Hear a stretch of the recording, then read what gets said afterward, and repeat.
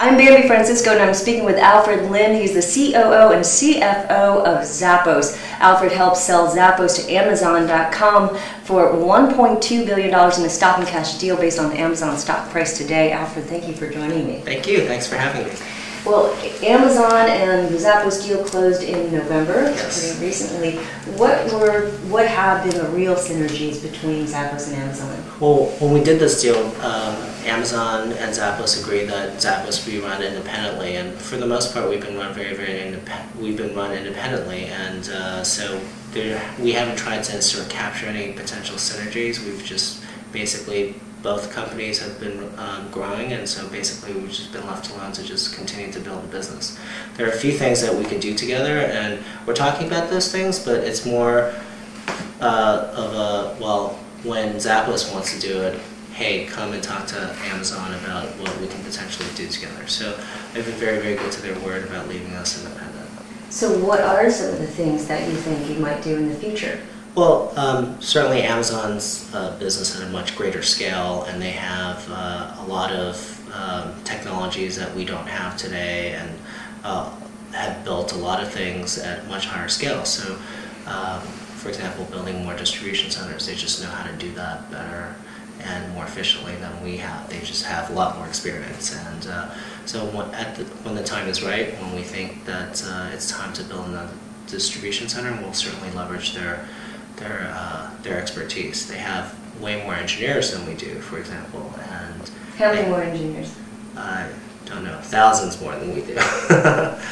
Many thousands more than we do, and so maybe we can leverage some of their engineering talent to help us build out some of the stuff that we need to build out, more features and functionality for customers. They have web services that we potentially might want to put our platform on their platform. They run it for not just themselves, but also for a bunch of other companies, and so maybe we'll leverage some of their platform there as well. Now, you just rolled out a recommendation engine. When did you do that, and how's it going? I think we rolled it out late last year. Recommendation is being provided by a company called ChoiceStream. It's doing pretty well.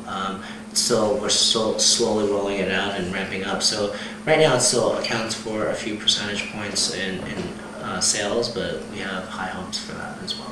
Because for other retailers, it definitely helps drive a lot of traffic and sales. Yeah, I think in areas like, certainly in media, where your friends, whatever they watch, you'd like to watch that too and understand, so that you can talk about that kind of stuff. It works really, really well. I think in clothing and shoes, it's a little slightly different, because if your friend bought a blouse, you probably wouldn't want to buy the same blouse. Right. Your friend wouldn't appreciate it, and you don't want to look the same as your friend. So we're still figuring that kind of stuff out, and I think every single person wants to have their individual style in terms of dress, for clothing, and for shoes, and for handbags. So that might not work the same way, but we'll figure it out over time. Now, you talked about blouses, and you sell housewares, clothing, yeah. You have clothes as well as accessories. What percentage of your sales comes from non-footwear? Because most people know Zappos because of the shoes. Well, right now, I think it's around 85% of our sales come from footwear, and maybe a little less. Somewhere between 80 and 85% of our sales come from footwear. Over time, hopefully one day, footwear will be less than 20%, and the reason for that is just the simple market size. In clothing, the market size is 4 times the size of the footwear market. It's pretty big. It's pretty big. It's a pretty big market that we're very, very excited about. What have been the challenges, or what are the challenges for a retailer to move into another category? Part of the some of this is pretty obvious. Like for shoes, we had to sort of spend 8-9 years building up relationships with brand partners, and kind of have to do that all over again in a different product category.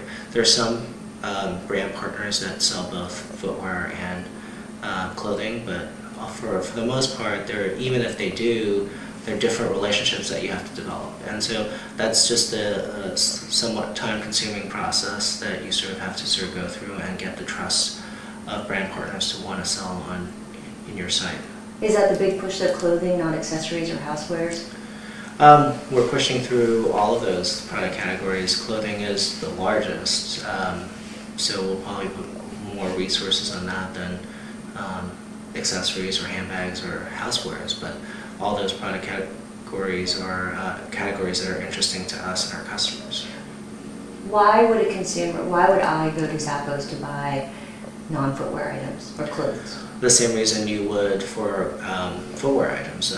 For us, we're trying to provide the absolute best service that you can get in an e-commerce environment.